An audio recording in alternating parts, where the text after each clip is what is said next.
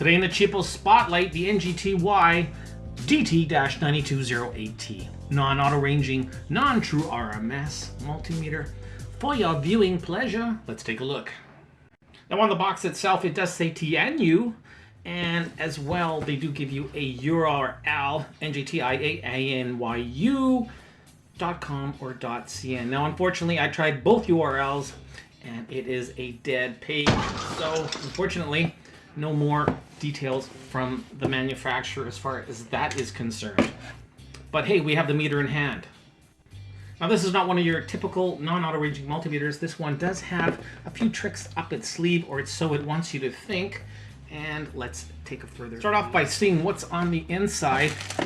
And what do you notice? Yeah, no directions again. I don't know what it is. Is it just my luck as of late or what? But most of the cheapo meters I've been getting, I'm getting without any sort of manual. Kind of makes me a little upset. Anyway, long story short, what can you do? I tried getting the manual from the manufacturer's website. Obviously, that did not work, so we will wing it once again. Also, you do get these test leads and thermocouple because, yes, the meter does do temperature. Now, it does temperature only in Celsius, but at least it does do temperature. Now these are some peculiar looking test leads. Look at the size of the tips there. Wow. Fairly sharp. Have a rather decent feeling grip to them, not your standard typical plastic. And they're fairly large. Once again, if you watch my videos, you know I do prefer a larger style lead. And these are definitely more my size. They're not silicone, but definitely a step up in terms of the plastic that they've been using. And if we take a look at the tips, they are quite long, and those protectors they're really good. You can see they're split on the inside. Overall impression is quite good for a cheapy multimeter. Now when I say cheapy, yeah, this guy cost me a whopping 15 bucks Canadian, and this was taken through Amazon as I could not find it anywhere else at the time. Yeah, this is one of those hard to find cheapos. Definitely has a very nice color boot. Yeah, what can you say? It looks a little bit like Mr. Fluke. Now we know it's not a fluke, but you gotta love the yellow. Let's take a look at that tilt stand, shall we? It does have a nice wide base, and it does not get stuck like a lot of the cheapos lately. They tend to be really hard to take out of their recessed stand holders, but not this one. And it is really fairly wide. Pretty darn simple with the stand. I am liking it. And take a look. Yeah, that's right. That is a magnet. Not too many holsters come with that built-in magnet, and I know most users appreciate it. I'll take a magnet over one of those hangers any day of the week. Good stuff. Finally, as well, this meter does ship with a LCD plastic cover for protection, and kudos to NJTY, because even though it's a cheap meter, if I'm gonna scratch it, I'm gonna be the one to scratch it, right? Yeah, there we go. Nice and crisp. Hey, time to turn it on. No, not my car, silly, the meter. We're gonna power this puppy on for the first time. Simply press down on the power button and away you go. First thing you'll notice is the font size is a little chunky, and unfortunately there is no backlight. So in terms of glare, there is a little bit, but honestly, it doesn't look that bad. Capacitance up to a lowly 200 microfarad. Temperature in Celsius only. Frequency up to 20,000 Hertz. Infrared source detection. Continuity and diode. Resistance up to 200 megaohm. Transistor tester. Volts DC up to 1000 volts. Volts AC up to 750. Current AC up to 20 amps. Current DC up to 20 amps. Finally, you'll notice that the colors are all the same. Now, from a safety perspective, that is a no-no. Definitely want to see the red for the voltage or current settings, and the common should be its own standalone color, black. Just a word to the wise, this is a power board from a RCA 50-inch flat screen that was plugged directly into the wall. There was no UPS in between. Unfortunately, as you can see, there is a big scorch mark. Yeah, I was walking up the stairs, heard a snap, crackle, pop, and that's it, that's all. This power board is toast. So if you're plugging your TV directly into the wall, not a good idea. No, get a UPS and save yourself the hassle. So your board is toast. I've ordered another one. It's gonna cost me about 50 bucks. I learned my lesson. Okay, tried and true favorites. Is it gonna light them all? Well, we will soon find out. Starting off with the green LED. Yes, barely though, barely, but it is lit. But we do not have an indicator.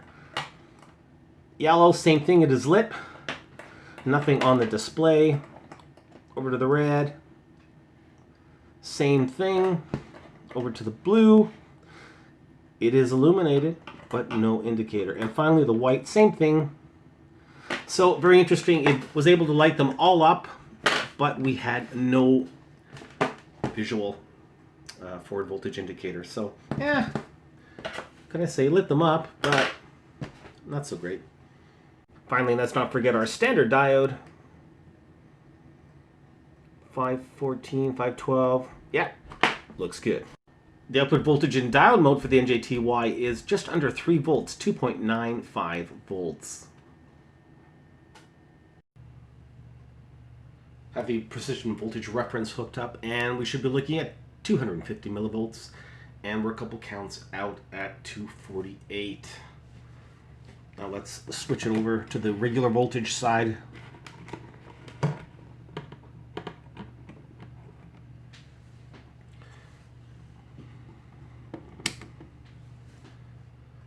Should be looking at 2.50, and once again, 2 counts out, 2.48. Continuity is next. Now remember, continuity is shared with the diode mode. Here we go, standard stock probes. And lights just went out in Georgia.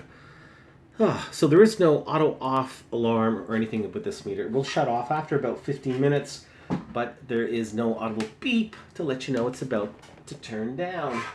Anyway, here we go. Continuity. Wow. So, I mean, you know what? It is fast. It's scratchy. Could be a little bit louder. But actually, some people prefer the scratchy. Overall, not bad.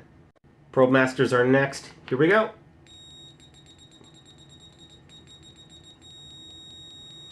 Excellent, excellent. Definitely a tiny bit louder and just a little bit quicker as well. Good stuff.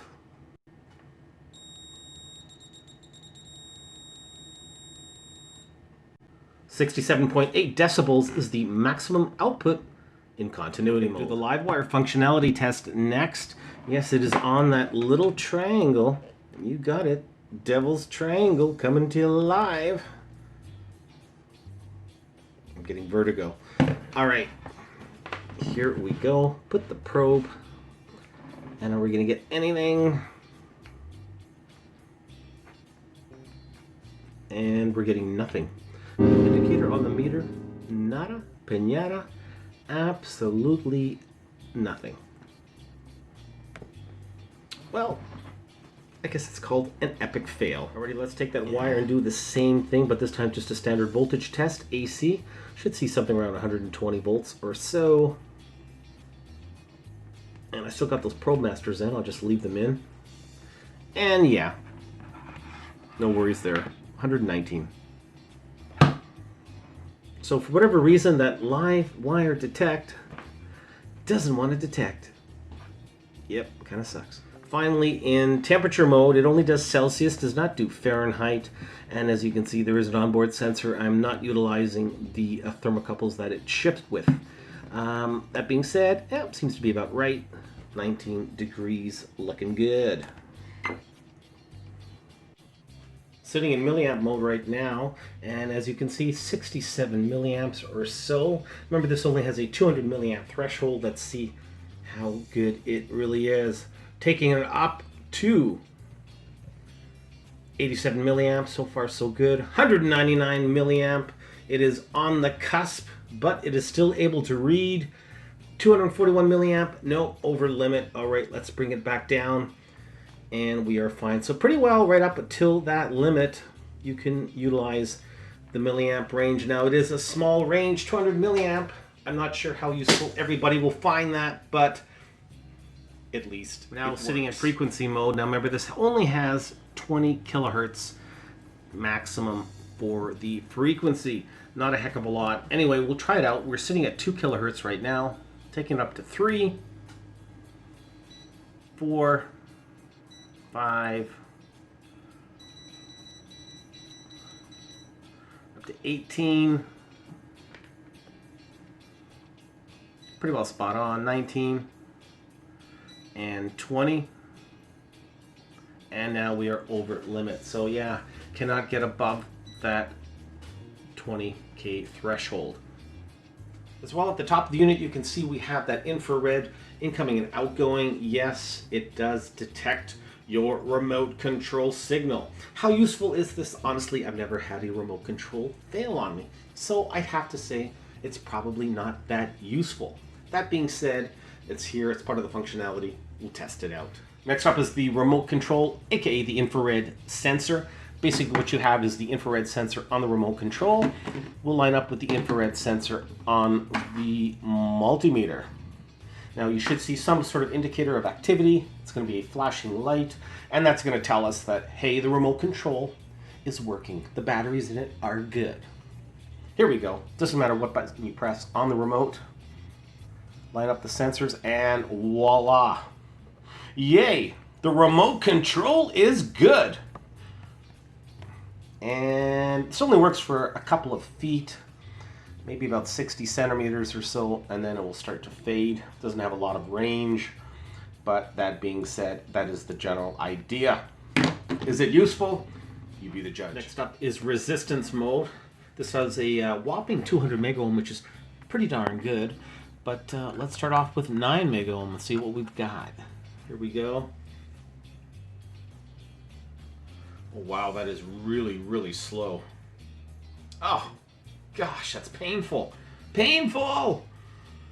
Wow. Oh, my goodness. Okay, well, let's take it down. Let's go down to 2 mega ohm. A little bit better. Back to 9 mega ohm. Oh, wow. Oh, okay. I just could not use this for resistance. This is just taking way too long. 9 mega ohm? Really? 9 minutes? High voltage test is next. Everything is hooked up. We're going to bring it up to about 1,000 volts DC, and let's see if the NJTY can take it. Here we go. Safety goggles on. 3, 2, 1.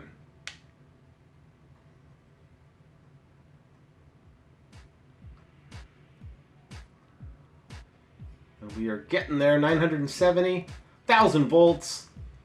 No audible alarm. It is still able to maintain itself. Alrighty. And taking it back down. So, yeah, once again, no audible alarm, which is too bad. Can't say I'm too surprised, but at least the meter stood the test. Something a little bit bizarre is to get to the battery housing, you actually have to remove the boot. No, not your boots, the boot, the holster, yeah, of the multimeter. So you have one Phillips screw and you take it off and it goes into a threaded insert. But yeah, you got to do all this just to get to that 9-volt battery housing. What the hell were they thinking? Starting off at the bottom of the meter, we start with the input jacks themselves. Now this is kind of a cheap looking metal. Not that impressed really. Really thin gauged metal and really God, I don't like it. You know, it's just does not boost confidence in terms of long-term wear and tear. Moving up the line, we have our current shunt over here. And once again, if you take a look at it, a little bizarre the way they've got it going across the PCB, sort of on an angle. And once again, a little shoddy in terms of overall look and feel. Now on the milliamp side of things over here, we have a polystyle fuse, 200 milliamps. And we also have one of these 1500 watt surface mount transient voltage suppressing diodes. So basically a diode clamp going on. One of them is for the milliamp and the other is with the high current amp. Speaking of the high current side, we do have that one current shunt as well as one of those 1500 watt surface mount transient voltage suppressors. Basically the peak pulse power dissipation diode clamping going on, and once again one of those is reserved for the high current side.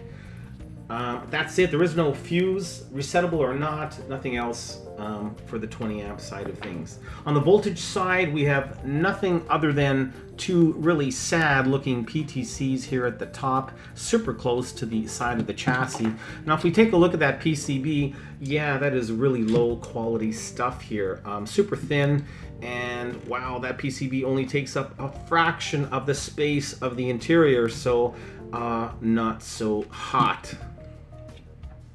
Moving up the line at the top here, we have an LM324. Yes, that is our quad op amp.